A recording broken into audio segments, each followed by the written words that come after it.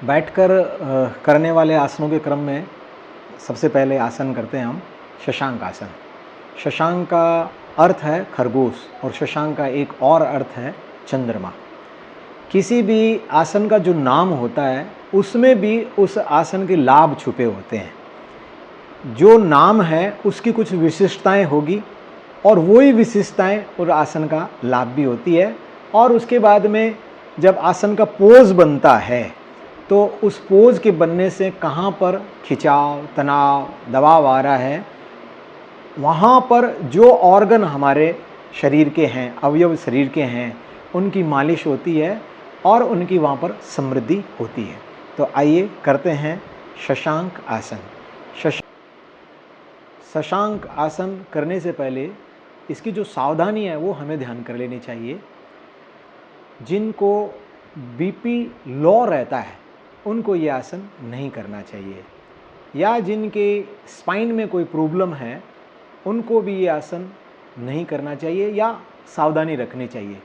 यानी मान लो सर्वाइकल है तो उनको अगर झुकने का मना है तो वो वहाँ तक ही झुके जहाँ तक उनको कष्ट ना हो, दर्द ना हो या असहजता ना हो। जहाँ पर भी किसी प्रकार की असहजता शुरू होती है कोई भी आसन करने में, वहाँ उनको रुक जाना चाहिए। अगले दिन के अभ्यास में वो थोड़ा आगे बढ़ सकते हैं।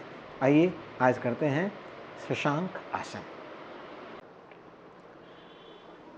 बैठकर करने वाले सभी आसन हम दंडासन की स्थिति में बैठने के बाद शुरू करते हैं।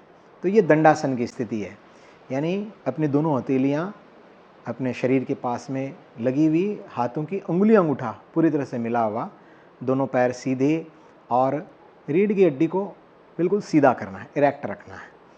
अब यहाँ से प्रारंभ करते हैं। सबसे पहले वज्रासन की स्थिति में आएंगे।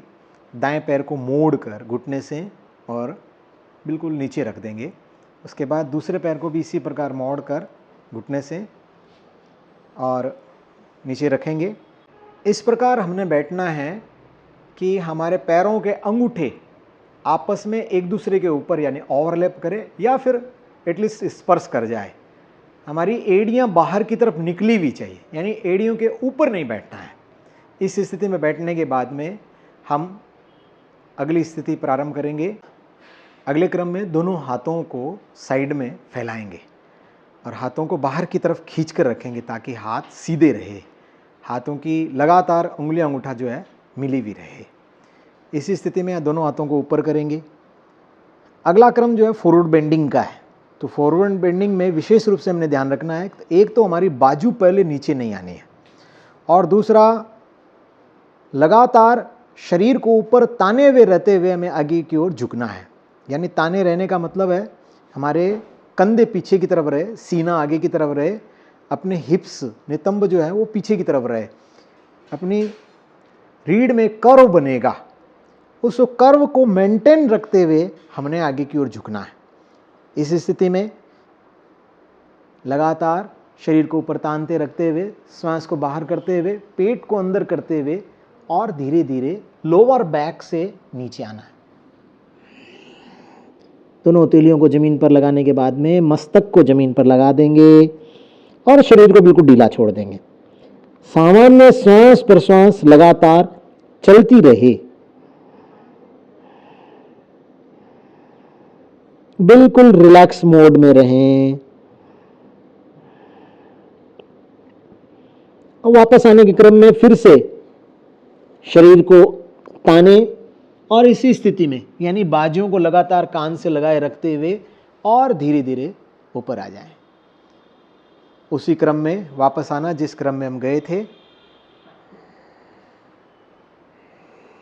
रिलैक्स। ये है शशांक आसन।